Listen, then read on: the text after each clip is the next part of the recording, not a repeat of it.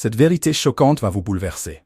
Les puissances occidentales, autrefois victorieuses et sûres de leur puissance, se retrouvent aujourd'hui face à une situation inédite. Viktor Orbán, Premier ministre hongrois, affirme sans détour que l'Occident est en train de perdre la guerre en Ukraine. Ce conflit, devenu pour beaucoup un véritable bourbier stratégique, expose les failles de ceux qui semblaient invincibles. Restez jusqu'au bout pour découvrir comment cet événement redéfinit l'équilibre mondial et l'avenir des relations internationales. Abonnez-vous pour suivre toutes nos analyses en profondeur sur l'actualité mondiale. La question du jour, pensez-vous que l'Occident parviendra à surmonter ce revers? Selon Viktor Orbán, les pays occidentaux vivent aujourd'hui un choc sans précédent. Une perte qui rappelle à l'Occident son propre revers militaire, chose impensable depuis la fin de la Seconde Guerre mondiale.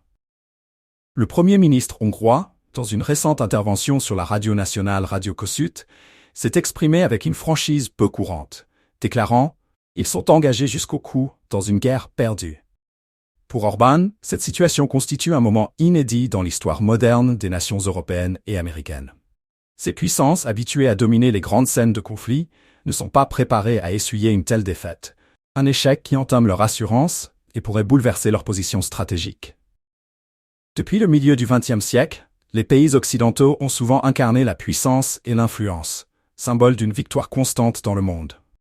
La plupart des nations européennes et les États-Unis, victorieux en 1945, ont construit leur image d'invincibilité sur cette base historique.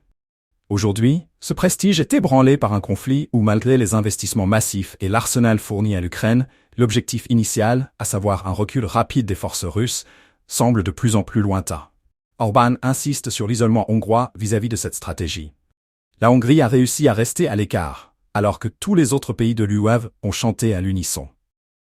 Sa déclaration jette une lumière crue sur une Europe divisée, où la voix de Budapest résonne comme un avertissement.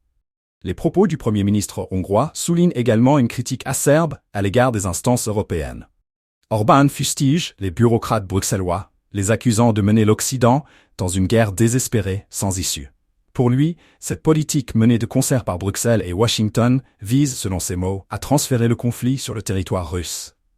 Une ambition qu'il qualifie de risquée, voire suicidaire.